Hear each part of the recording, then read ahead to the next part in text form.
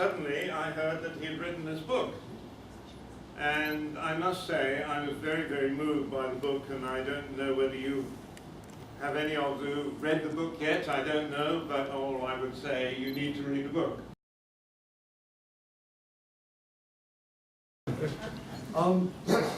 Thank you all for coming. I feel very blessed and honoured because it's always good to have one's mates. And some of you I know well, others not so well, in all kinds of different eras. But it's special to have you here because it's a sort of special time for me today.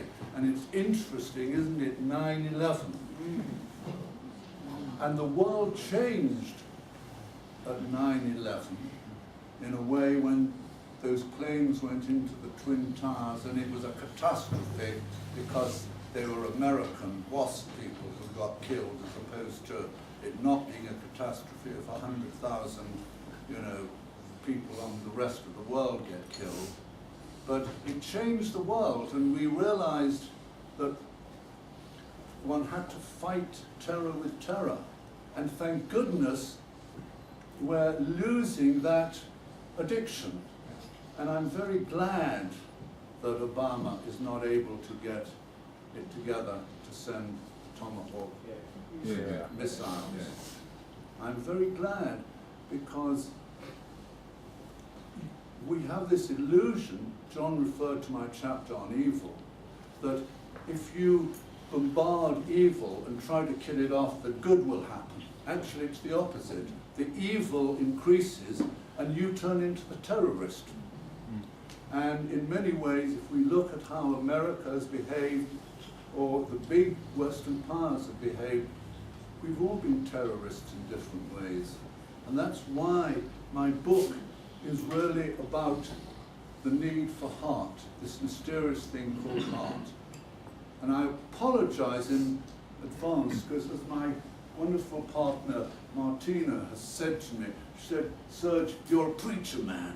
And I am a bit of a preacher man, so I'm going to do a little bit of preaching because that's the thing. But I just want to tell you what my book's about and what my ultimate vision is, because the book is to bring something else into being. In my introduction, I wrote this: "We're living in very challenging times, with crises in every area of human affairs.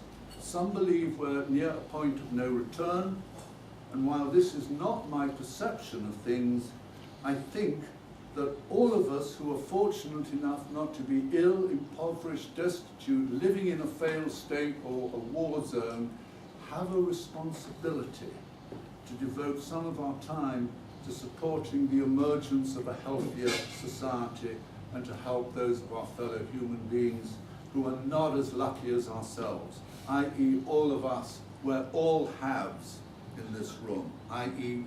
we do not live in a failed state. We are not a Syrian refugee who's lost everything." And that's what it means to be an activist, to be an active in trying to bring a better world. One thing I know about being happy is that the happiest people are those who know how to serve. Because actually, when we serve, when we give and share of ourselves with our fellow human beings, we actually expand into our fuller humanity. And I don't think we can leave it anymore to those on the top to fix things. Those on the top often want to keep the system as it's going. Those on the top, in all their cleverness as opposed to wisdom, those on the top have created most of the problems we have in the world, which in my book I define as being caused by a lack of heart, that our world is ruled by incredibly clever people with many PhDs who have about the wisdom of a flea. Look, just one example, Iraq. There was no sense after you conquered Iraq what to do. I mean, we think that these people who govern us are clever. You know, that Rumsfeld fellow, you know, with those button-down shirts of his. My goodness me. But I mean, there's so many examples, and as John was saying, international politics so far has been governed by nations only doing what is in their own interest. And the only reason why America is interested in the Middle East is three things. They want Israel as an ally, the terrorist issue, and oil. If not, they could go and do whatever they wanted. So what we want, as John was saying, is a more integral way where foreign policy is carried out not in what is in the interest of your own country only, but what is in the interest of the whole planet. And I think we're coming to this place. I think our crises are bringing us to this place. We need to get off our backsides, many of us, and stop saying, I'm too poor, I'm too unimportant, I'm too old, I'm too busy, I'm too tired, I'm too important or unimportant to be able to do something to help. We need to get off our backsides, because really the disease of humanity is we're caught in our selfishness, where we're more concerned about our investments, our family, whether our property has gone up or down, than really what is happening in the larger world, unless it impinges on us. And there's a difference between knowing about what's wrong with the world, and we all do know about it, and actually doing something about it. So I'm saying that we need to do something about it and stretch ourselves beyond our old comfort zones. And here, you see, is where heart comes in. Because we ain't going to do this without heart. Heart is the ingredient that enables us to care for something bigger than ourselves. Because we aren't going to do anything to help unless it touches our heart. And if our hearts are closed, as is the case with many of us Westerners, where we've learnt to live in our minds and to put our hearts sort of, you know, over there, we don't care enough. It's interesting, isn't it? You know those McCann parents who lost their little girl, Maddie? They started an incredible organization to help other parents. It's worldwide, whose children had been adopted. Where did the energy come to do that? Out of their own pain, out of their own loss. Their hearts were touched. Through great pain, they realized, I can bring something back into the world. I can make a difference. And I think we're reaching a place that the system is gradually imploding.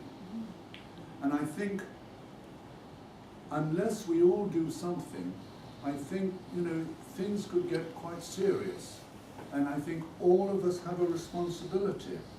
And that's why we need to develop our hearts. The great historian Arnold Toynbee, in the 40s, he wrote this: the present threat to mankind's survival can be removed only by a revolutionary change of heart in individual human beings. Those are profound words, and I would translate change of heart to awakening of heart. Because we have this illusion that just because we're a human being, that we're human. We're not. Our humanity is something we need to evolve, we need to develop.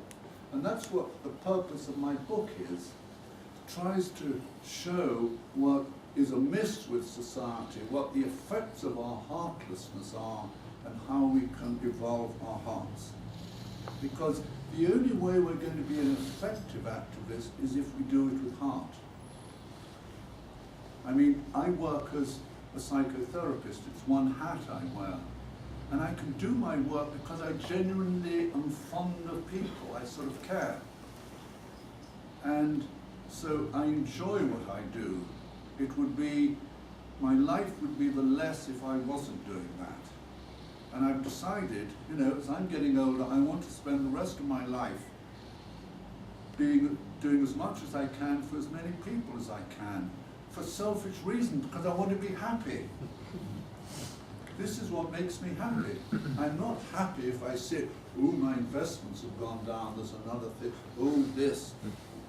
And we need to get out of that mindset. So, we all need to find our particular areas where we can share and care. And some of us are healers, we want to heal society. Some of us are dissidents, we want to go out there, like those sort of brave people in, you know, in the Middle East, and protest, because, you know, it's very sort of powerful. And then we have incredible people like Aung San Suu Kyi, who I've written about in great detail, because it's very profound how she found enlightenment through being in prison and facing the most terrible pain and restriction. Yet what she did has helped liberate Burma. Burma is beginning to open up through the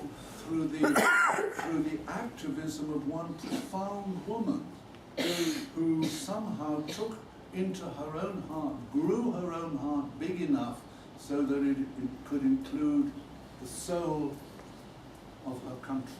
And I think actually that's what Nelson Mandela did, Lynn. I don't know if you agree, because Lynn's father was a great activist in South Africa, that somehow he managed, his heart was so big that he could take the whole of his nation inside it, so that it was able to move into a place of reconciliation without any bloodshed. And that's the power of the heart. The collective heart is very important. And in this room, we've got a collective heart. We each have our own hearts, but then they link in. And the collective heart, if we can touch that collective heart, what we suddenly find is that we care about what happens to people who we've never met the other end of the world. If we touch into the collective heart, then there's no separation between rich and poor and religion and what class or colour or creed or what you believe in. That's what we need to find, that shared common ground of human beingness which we all are a part of, all of us in this room are a part of. And that is very powerful. And Teilhard de Chardin, the great visionary and mystic, wrote, there's more power inside the human heart than inside the atomic bomb. He wrote that in 1945, when the bomb had been exploded. Just think, if more of us could activate this hidden weapon, what a profound difference we could all make. Well, what my vision is, and its purpose behind the book, and I invite you all in any way if you want to be part of it, is to set up an institute for spiritual activism, where I want to spread the idea that we're all activists. T-shirts, activism for a better world, activism for a better society. I'm going to be an agent of change. I'm going to be part of the problems, I'm going to be part of the solution to the problems of the world in how I live, not part of the problems. And I've run training groups, you know, the last 30 years. I want to train sort of people in the qualities needed to be an activist, because we need love and courage and dedication, resilience, because as John was saying, there's some pretty nasty energies out there, and we need to confront them. We need to be brave. We need to stand up for what we feel and stop sort of towing the line and sort of trotting out the conventional viewpoint of how we think the world ought to be. You know, be the less a warrior, because there's something about, I've met people who have courageous hearts, and they're extraordinary people. And we can be that, but we need to work at it. So my book shows us how we can work at it. So anyway, this institute I want to set up I don't know how it's going to come into being, if it'll have a physical body, if it'll be in Mallorca, where I'm a lot based. Hi, Adetya, good to see you. Or if it'll be here in London, but I want it to be a place where people can come and be connected with other activists, where all the great activists in the world can give lectures and inspire us, where we can research new integral ways of problem solving. Because as John was saying, we need to deal with all the problems in the world from a completely new viewpoint, which Ken Wilber calls the integral approach. And thanks to my friend John Rowan, I've been studying Ken Wilber very much in the last few months, and I really see that we need this integral approach to world problems, you know, and not the narrow one that we've been having. And so all the proceeds from the sale of this book are going to this institute. So if any of you like giving Christmas presents, I think we need to give Christmas presents that awaken people, not chocolates that send you to sleep. And so if you want to get any more books for Christmas presents, know that it will help the emergence of this institute, because I want to raise a lot of money for this vision. And as you'll see in your bookmarker, I've got some courses, some one-day courses that are happening in London. If any of you want to enroll, it would be great. And I've got a spiritual retreat in March in Mallorca that will explore heart and spiritual activism. It's happening in the second week of March, not the first week. And so I want to get this idea out to as many people as possible. I want the world to be turned on to the idea of being an activist for a better world. And why I use spiritual and not religion is because in religion, people are only activists for their own cause, and if you aren't part of your religion, you might get killed. You know, so I'm not too great on the religious stuff, you know. Because for me, the divinity, my own Godhead, my own humanity lies in this part of me as it starts to awaken. And I can only awaken by working on it, by healing my heart, by integrating my heart, and by trying to share and give. So thank you, all of you, for allowing me the opportunity to share these things. And I feel a lot of affection in the room and a lot of love. So it would be nice if we could take this love and we could all be activists for something new. And if you want to get in touch with me about this, we could have a meeting. If there's anyone who's interested, then just be in touch. Let my friend Liz know, who's at the I'm right in front of you.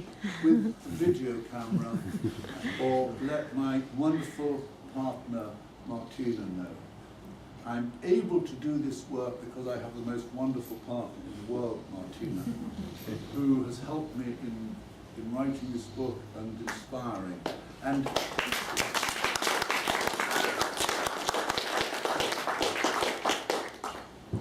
so anyway, thank you very much, and I hope you'll take this book and that it may inspire you.